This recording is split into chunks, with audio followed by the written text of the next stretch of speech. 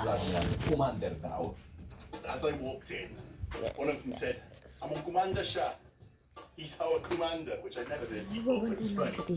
At which point I tripped over something. So of course, I was christened Commander Dao. Right, okay. Puso rin siya sa pagtulong. Gaya na lang ng manalanta ang Bagyong Odette sa Visayas noong December. Hintay ka lang sir, baby mo lang. It's very, very difficult. It really, really affected me. I actually did a pump boat project of my own, making 8 pump boats, of which 6 are complete. And those really helped the fishing communities that were devastated. Kamakailan, kakaibang komunidad naman ang binisita ni Commander Dao, ang barangay Tampalan, Isabela City. Nasa dagat ang buong barangay, kabilang na ang kanilang eskwelahan, ang Badjao Floating Integrated School. This is where they live. And so this is their natural environment. And it's bringing education to them. Sa ngayon ay may mahigit 1,000 estudyante ang enrolled dito mula kinder hanggang grade 7.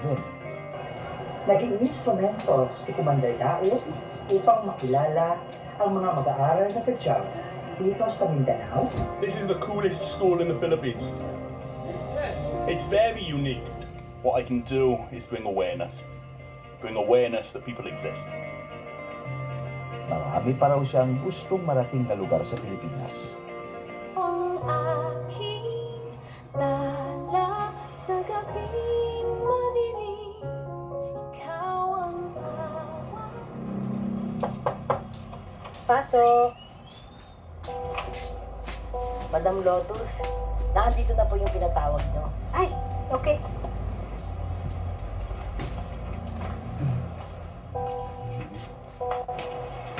Very good, girls. Oh, kumuha na kayo. Ano ba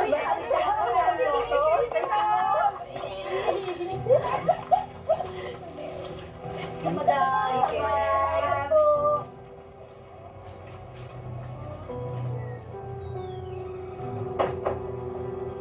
Maupo ka.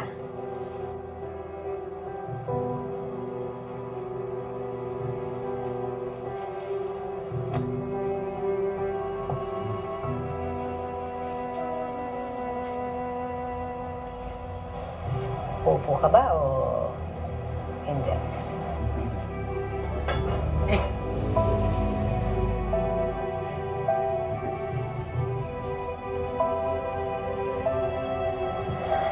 Kumusta ang likod mo, Tanyag? Masakit. Alam ko naman sabihin ko masarap. Dahil may pagkakomedyante ka, palalampasin ko yan. Pero kapag hindi matino ang sagot mo sa tanong ko, pwede kong dagdagan yan. Aray! Ito, sasagot na ng maayos, Ikaw naman? Gusto mo pang nasasaktan ka? Alam mo ako, pag tinanong mo ako kung guilty ako o hindi sa ginawa kong krimen, ay sasabihin ko sa'yo, guilty ako. Pinatay ko yung asawa ko at saka yung kabit niya. Ganun ako katapang. I am not guilty of the accusations against me. Up to now, wala akong ginagawang wrongdoings, kaya wala akong lugar sa kulungan na ito. Napakasinungaling mo talaga. Talaga, hindi ka guilty? Eh di parang yan yung sinabi mong hindi ka nagugutom. Eh alam ko, simula nung dumating ka dito, hindi ka pa kumakain. Teka. Oh. Ayan. Baka naman kasi sabihin mo ang sama-sama ko. Sige na, kainin mo na yan.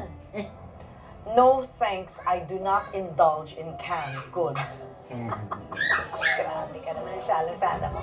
Alam mo, ganyan din ako nung una akong dumating dito.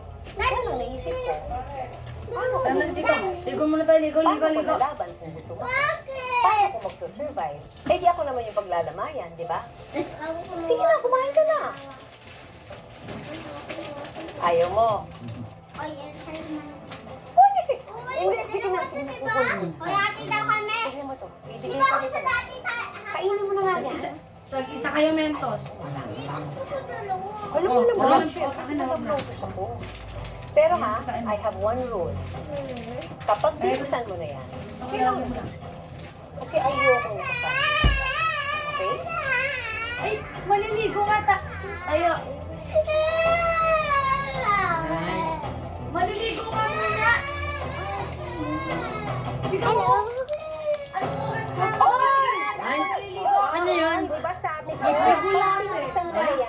kailangan mo kainin. Ikaw usapan mo.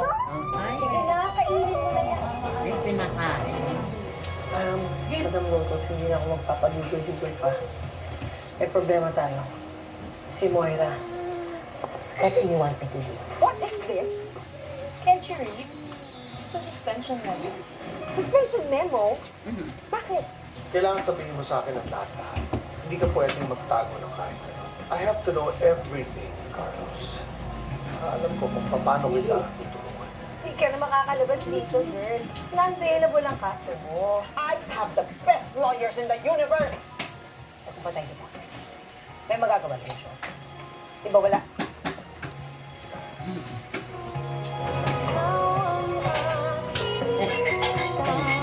Wala mo lang ng ganti na. Bablog ako. Ano yung...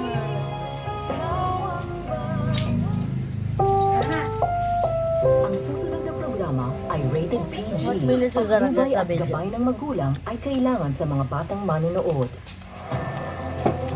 Ay nga. Shopping na. Ano ko? Isa lang. Ako naman pa. Ako kaya. Ipipilit mo rin ba na ikaw si Lucy?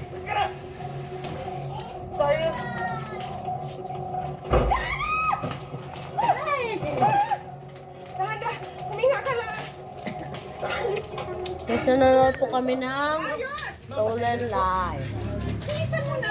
So makita niyo po ngayon sa oras ay 3:21 na at ano ngayon? February 2. February 2 po ngayon. So bukas Sabado. Nadala lang ako sa emosyon.